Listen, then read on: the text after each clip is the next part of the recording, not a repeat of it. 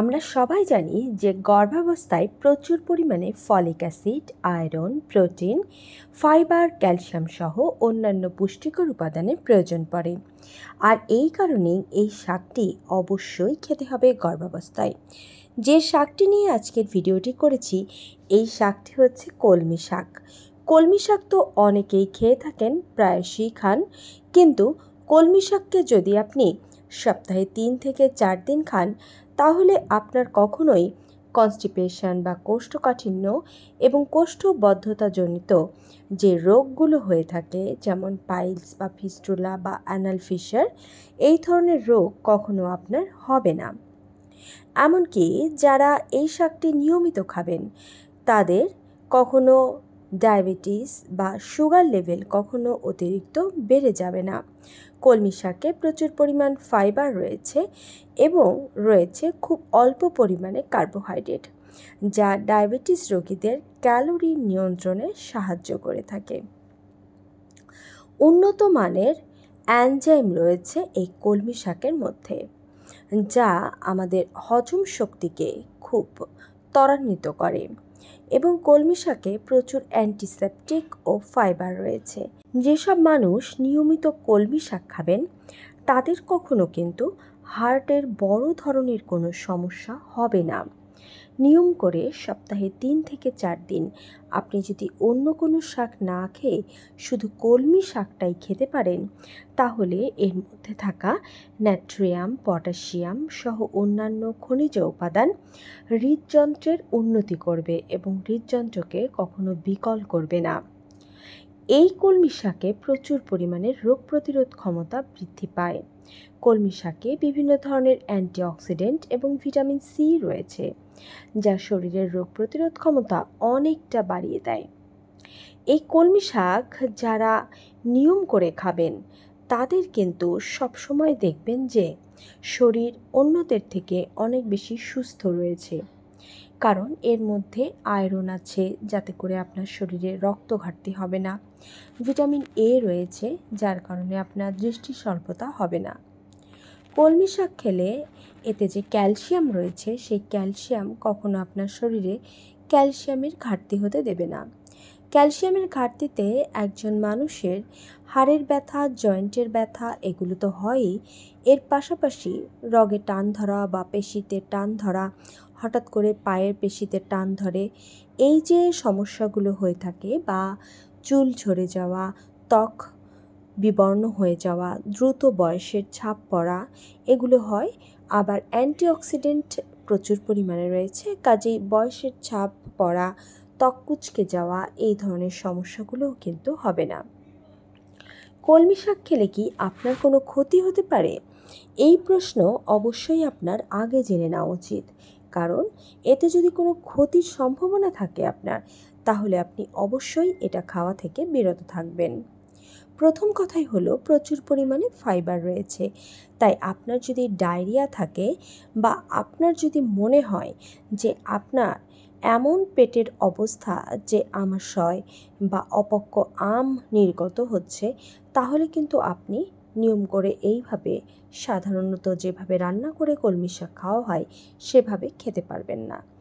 আগে আপনার পেট স্বাভাবিক হবে, অর্থাৎ আপনার আমাশয় বা পেটের খুব বেশি সমস্যা থাকলে, ডায়রিয়া থাকলে, সেই সমস্যাকে আগে ভালো করে তারপরে কলমি শাক খেতে হবে।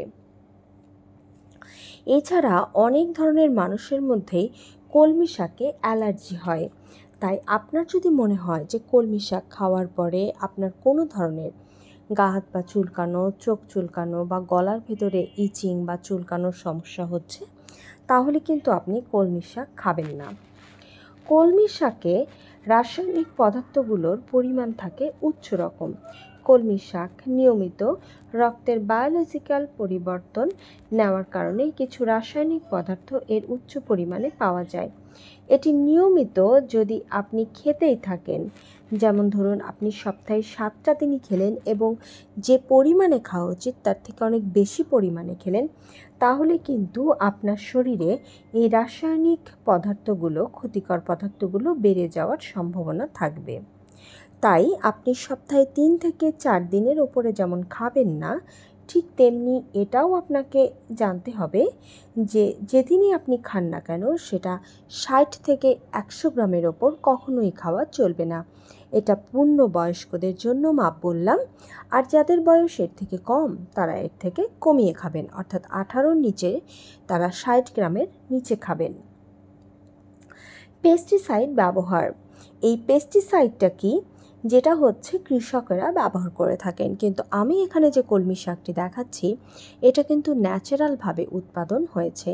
ন্যাচারালভাবেই জলা জমিতে বা জঙ্গলের দিকে যে কলমি শাক উৎপাদন হয়েছে তার মধ্যে কোনো ধরনের পেস্টিসাইড বা কোনো ধরনের রাসায়নিকের প্রয়োগ করা হয়নি।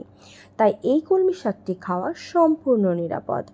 কিন্তু আপনি যখন বাজার থেকে কলমি শাক কিনে আনছেন তার মধ্যে কী ধরনের পেস্টিসাইডের ব্যবহার কৃষক করেছেন, কত পরিমাণ করেছেন, আর সেই রাসায়নিক ব্যবহারের কয়দিন পরে কলমি শাক জমি থেকে নিয়ে এসেছেন, এই সব কিছুর সঙ্গেই কিন্তু জড়িত আপনার দেহের সুস্থতা বা অসুস্থতা।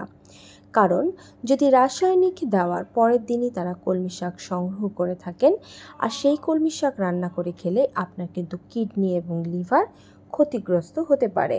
তাই এই বিষয়টি অবশ্যই আপনি মাথায় রাখবেন। তাই বাজার থেকে কেনা কলমি শাক অবশ্যই ভিজিয়ে রাখতে হয় আধা ঘন্টা, আর তারপরে সেটা পানি থেকে তুলে পানি ঝরিয়ে তবেই সেটা রান্নার জন্য নিতে হয়। আর শাক যখনই আপনি রান্না করবেন না কেন তখন 8 থেকে 10 মিনিটের মধ্যে মাঝারি থেকে উচ্চ তাপে দিয়ে তবে রান্না করে খাওয়া উচিত। এবং শাকে অবশ্যই তেলের ব্যবহার করা উচিত, কারণ তেল ছাড়া শাক খেলে কখনোই সেটা আপনার শরীরে হজম হবে না। এই কথাগুলো মাথায় রাখবেন। তেমনি আয়ুর্বেদ পরিষ্কারভাবে বলে দিয়েছে যখন আপনি কোনো শাক খাবেন শরীরের সুস্থতা বাড়ানোর জন্য এবং প্রয়োজনীয় পুষ্টি উপাদান যাতে আপনার শরীরে কাজে লাগে সেই বিষয়টি খেয়াল রেখে তখন অবশ্যই আপনাকে শাক খেতে হবে সকাল বা দুপুরে। রাতের বেলায় শাক খাবেন না, কারণ এটা হজমের বিভ্রাট ঘটিয়ে থাকে। তেমনি আপনি শাক খাওয়ার 3 ঘন্টার মধ্যে দুধ দিয়ে প্রস্তুত করা কোনো খাবার বা দুধ সরাসরি খাবেন না। যদি আপনাকে দই খেতে হয়, যেমন টক দই খেতে পারেন দুপুরের খাবারের পরে, তাহলে অবশ্যই আধা ঘন্টা পরে খাবেন। কিন্তু সরাসরি দুধ বা দুধের তৈরি পায়েস, ফিরনি, দুধ চা, দুধ কফি এইগুলো খাবার যদি আপনি খান শাক খাওয়ার পরে, তাহলে কিন্তু হজমের গণ্ডগোল হবে মারাত্মকভাবে। তাই এই সব খাবার অন্তত 3 ঘন্টা আগে বা পরে করে খেতে হয়। ভিডিওটি ভালো লাগলে শেয়ার দিন, নিজে অ্যাপ্লাই করুন আর সকলকে জানিয়ে দিন যে কিভাবে শাক খেলে সুস্থ থাকা যায়। ধন্যবাদ।